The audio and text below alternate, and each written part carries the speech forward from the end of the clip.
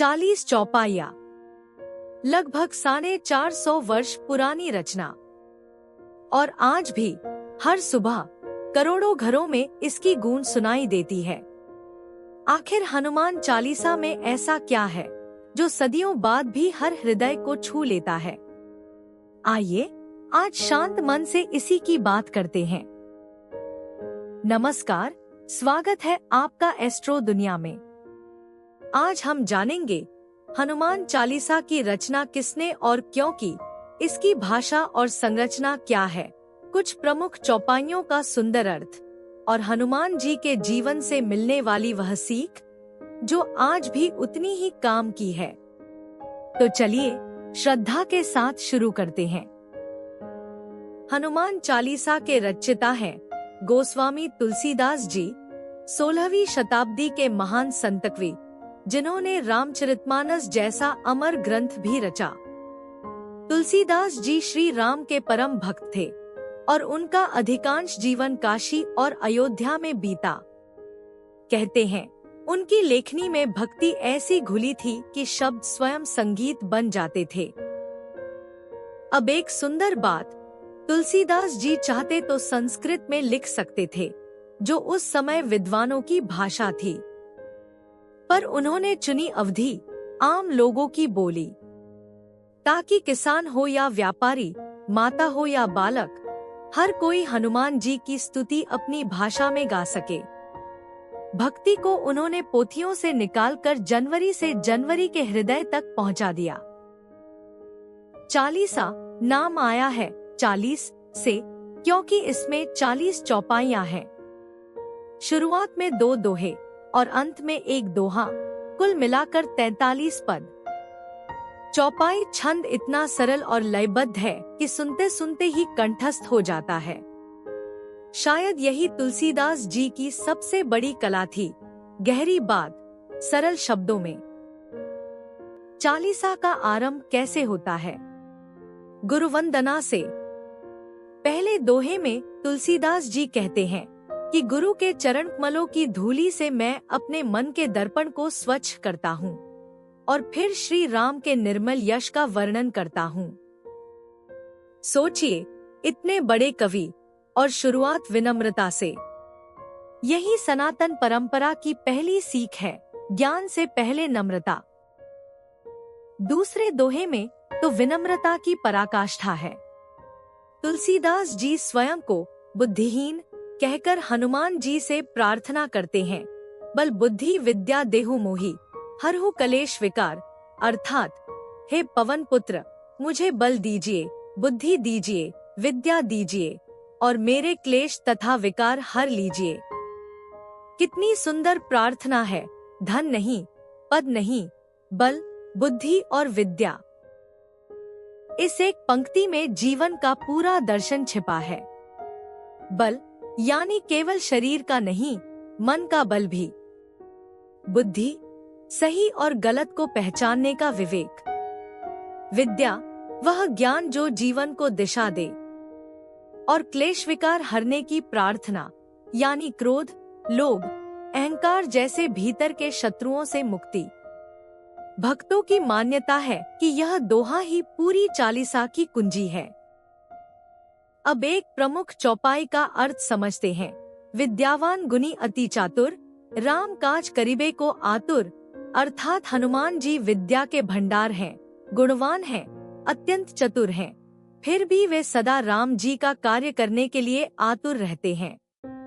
इतनी विद्या, इतनी शक्ति और फिर भी सेवा के लिए सदा उत्सुक। यही इस चौपाई का हृदय है।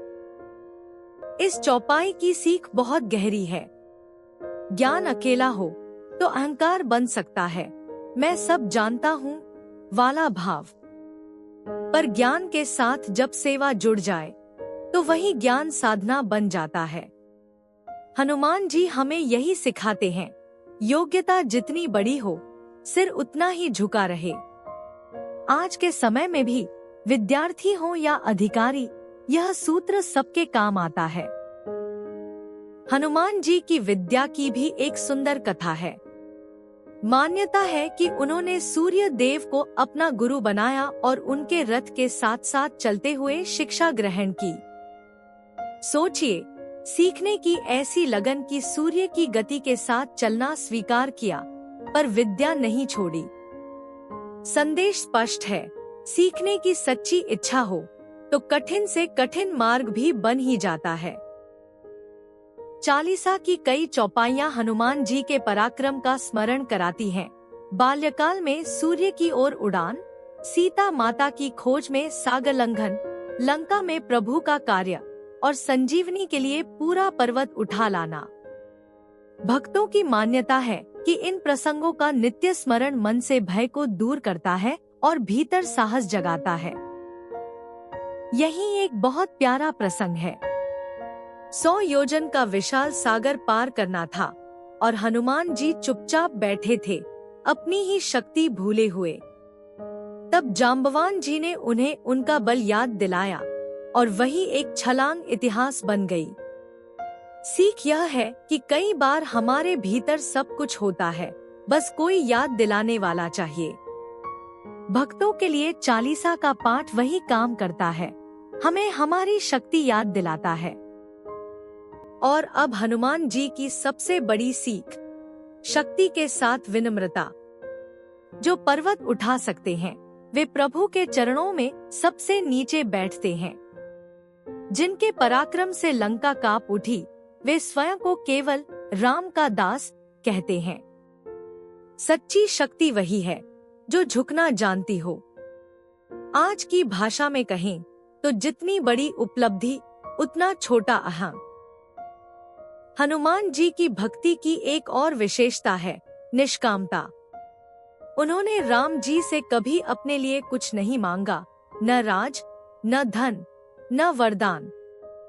उनके लिए राम नाम ही सबसे बड़ा धन है और सेवा ही सबसे बड़ा आनंद।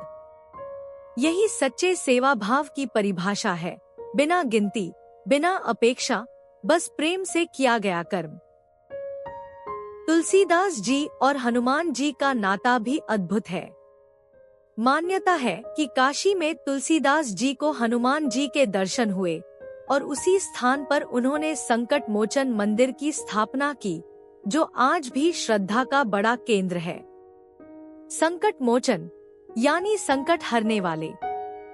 भक्तों की श्रद्धा है कि जब मन घबराया हो, तब हनुमान जी का स्मरण मन को स्थिर करता है। तो करोड़ों लोग रोज हनुमान चालीसा क्यों पढ़ते हैं? भक्तों की मान्यता है कि इसके पाठ से मन को बल मिलता है और भय तथा नकारात्मकता दूर होती है। मंगलवार और शनिवार हनुमान जी की पूजा के विशेष दिन माने जाते हैं। और एक व्यावहारिक बात भी, नित्य पाठ का नियम जीवन में अनुशासन और एकाग्रता लाता है। श्रद्धा से शक्ति मिलती है, यही अनुभव पीढ़ियों से चला आ रहा है। और यह श्रद्धा किसी एक पीढ़ी की नहीं है। दादी नानी से सुनते सुनते बच्चे इसे कंठस्थ कर लेते हैं। घर हो, मंदिर हो या लंबी यात्रा, हनुमान चालीसा हर जगह साथ चलती है। 450 वर्षों से यह रचना केवल शब्द नहीं, संस्कार बनकर पीढ़ी दर पीढ़ी आगे बढ़ रही है। तो हनुमान चालीसा से हमें क्या क्या सीख मिलती है?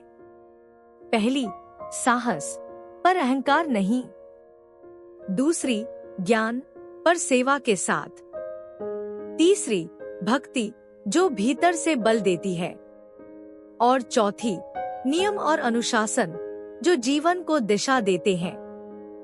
हनुमान जी हमें सिखाते हैं कि सच्चा बलवान वही है जो विनम्र भी है। एक जरूरी बात, बड़ी विनम्रता से हनुमान चालीसा कोई जादुई उपाय नहीं है। यह श्रद्धा और आत्मबल की साधना है। इसका फल भाव में है। पाठ करते समय जो शांति, जो बल, जो विश्वास मन में जागता है, वही इसका सबसे बड़ा प्रसाद है। कर्म अपना कीजिए और भक्ति को अपना संबल बनाइए। मेरी विनम्र राय, चालीसा को केवल रटकर नहीं, अर्थ समझकर पढ़िए। जब शब्दों के साथ भाव जुड़ता है तो पाठ प्रार्थना बन जाता है। रोज बस 5-7 मिनट, चाहे सुबह हो या संध्या, शांत मन से अर्थ का स्मरण करते हुए। फिर देखिए, वही 40 चौपाइयां आपसे नए नए अर्थों में बात करने लगेंगी। आज के लिए इतना ही। अगर यह प्रस्तुति आपके मन को छू गई हो तो एस्ट्रो दुनिया को सब्सक्राइब जरूर करें और अपने प्रियजनों के साथ साझा करें, ताकि यह ज्ञान और श्रद्धा आगे बढ़ती रहे। बजरंग बली आप सब पर कृपा बनाए रखें, बल दे, बुद्धि दे और मन को शांति दे। जय श्री राम, जय हनुमान।